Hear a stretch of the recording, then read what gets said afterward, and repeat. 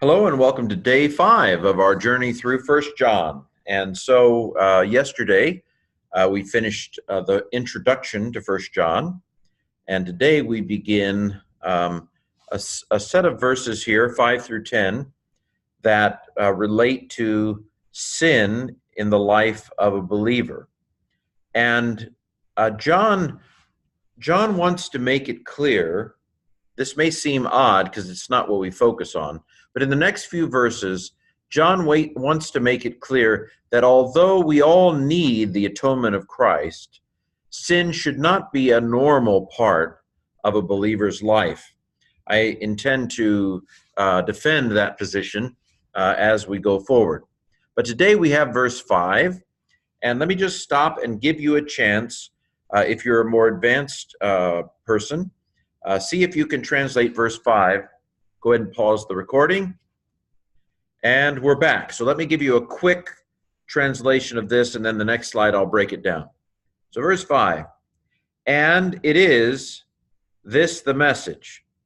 Probably we don't want to say it is this the message. That's bad English. Maybe, and this is the message. That's much better, better English. And this is the message that we have heard from him, Jesus, and we are announcing to you, namely, that God is light, and darkness in him is not none. Now we're going to have to put that into better English, something like, this is the message that we have heard from him, and we are announcing to you that God is light, and there is no darkness in him at all. Okay, so there's our rough translation there. Now, if you're an expert at Greek, you can go off and go skiing, probably water skiing, unless you're in South America. That's not important right now. Okay, so let me break down that translation for those of you who want to hang on a little bit longer. So again, and it is this the message.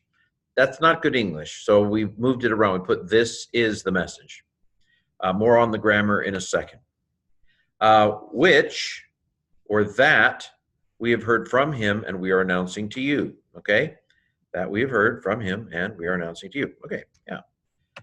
Next, that God light is. God is light. Kind of Yoda. God light is. And darkness in him is not nothing. By the way, Greek is fine with double negatives. In Greek, double negatives make it even more negative. In English, a double negative is a positive, but not in Greek. In Greek, the more the negatives, the more the negatives. Okay, let's go into the grammar now. We're moving quickly now. So what are these words here? So estin. What is estin? Can you parse estin? Estin is a form that if you want to have a life in Greek, estin is something you should probably tuck away somewhere. What is it? It is the present indicative of a me. I don't usually say active when I'm parsing the verb to be because it just is. It isn't active or passive, it just is. So I don't say present active indicative myself. I just say present indicative and leave voice out. It's from a me. It is third singular. He, she, or it is. In this case, it's a she, this message. Message is she in Greek. So this is the message. Now, you might have looked at this and thought, that's she, that's not this. And here we remember that haute is actually the demonstrative pronoun.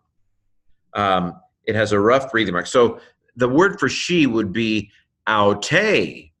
If it's haute, it's this. And I know that's annoying, but we didn't invent this language. We just have to deal with it. So the fact that it has a rough breathing mark and the fact that the accent is on the first syllable indicates that it's the word this. This is the word. So the masculine form is hutos, and the feminine form is haute, and the neuter form is tuto. Hutos, haute, tuto. Anyway, so that's the way the word for this looks in the nominative singular. The masculine form, feminine form, neuter form. Okay, and this is the message. Okay, what is hein? Do you know hein? What part of speech is that? It's a pronoun. What kind of pronoun is it? It is a relative pronoun. So this is a relative pronoun introducing a relative clause. And what does a relative clause do? It relates something about another noun. We call the noun it's telling you about the antecedent. And the antecedent is angalia. And so the message that, or the message which we have heard. Okay?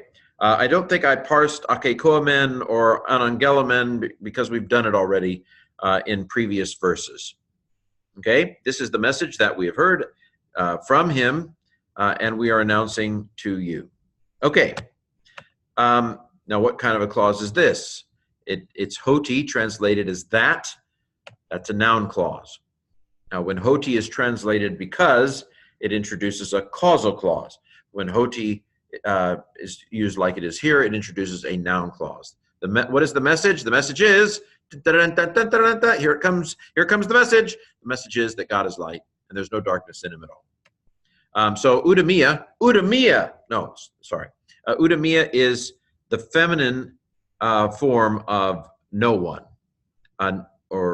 udes is no one masculine, udemia is no one feminine, and uden is nothing neuter. Okay, what this word is basically, if you remember, it's ud on the front, uda, which means and not or not, and then on the end we have the word for one. Hes, mia, hen are the masculine, feminine, neuter forms of the word for one. So no one, nothing. Okay, it's feminine because it's telling us about darkness. There's no darkness. There's none darkness in him at all. So God is light. Now, of course, this is a metaphor. It's not that God is literally made up of photons. You know what I mean? It's a metaphor. It's like you are Ken, you are a rose. You know, I'm not literally a rose. God is light. It's not saying that God is made of light. Sorry, Neoplatonists, you just didn't quite get it. It's an association. God is like light. It's a metaphor. Okay, I think that's it for the grammar bit. So if you're still hanging around, it's probably because you don't know any Greek and you want to learn the letters. So let's learn the letters. So you should know this word by now. We've seen it over and over and over again in these first few verses. It is kappa alpha iota chi, and it means and. Okay? This is epsilon sigma tau iota nu estin. Again, a word you should memorize. It means he, she, or it is. Haute, alpha, upsilon, tau, eta, with a rough breathing mark, rough like the sea. So it's a haute. This is hey. It's a form of the word the. Correct. It's the, and it has a rough breathing mark, rough like the sea. And then we have alpha, gamma, gamma, epsilon, lambda, iota, alpha. Angalia. Remember, two gammas is and G sound. Eta with a rough breathing mark, nu. Hain, relative pronoun. Alpha, kappa, eta, kappa, omicron, alpha, mu, epsilon, nu. Ake, ko, amen. Up, alpha, p. This is apo. It's been elided. That's an apostrophe rather than a breathing mark. And the reason why the omicron went away is because it's easier to say apautu than it is to say apo-autu. See, if you say apo-autu, you have to pause very briefly in between the omicron and the alpha. So by eliding it, it's easier to say apautu in the same way that we do contractions in English. From alpha, upsilon, tau, omicron, upsilon, from him. Chi, anangelomen. We've seen this before. Alpha, nu, alpha, gamma, gamma, epsilon, lambda, lambda, omicron, mu, epsilon, nu. Anangelomen. This is upsilon with a rough breathing mark. It's you, mu, iota, nu. Humin, or humin, that's to you. Omicron with a rough breathing mark. Ho, tau, iota, hoti. This is another form of the word article. This was the feminine form of the word the. This is the masculine form of the word the. Omicron with a rough breathing mark. Ho theos, the god. Theta, epsilon, omicron, sigma. Phi, omega, sigma. Phos, photo, light. Epsilon, sigma, tau, iota, nu. We saw it up here. Estin, is. God light is. Chi, sigma, kappa, omicron, tau, iota, alpha. Scotia, darkness. Epsilon, nu, n, which means in here. Alpha, upsilon, tau, omega with an iota subscript. Hang it on for dear life. Auto, in him. If it was by itself, it would be to him, but the preposition trumps the word, the normal to of the dative there. That's a dative ending. Omicron, upsilon, kappa, uk, not. Epsilon, sigma, tau, iota, nu, estin again. We have three estins. In the name of the Father, Son, and Holy Spirit. So this, he or she, or it is. Omicron, upsilon, delta, epsilon, mu, iota, nu, iota, alpha. Udemia. Okay. This has been verse 5. And we've finished our first week of 1 John.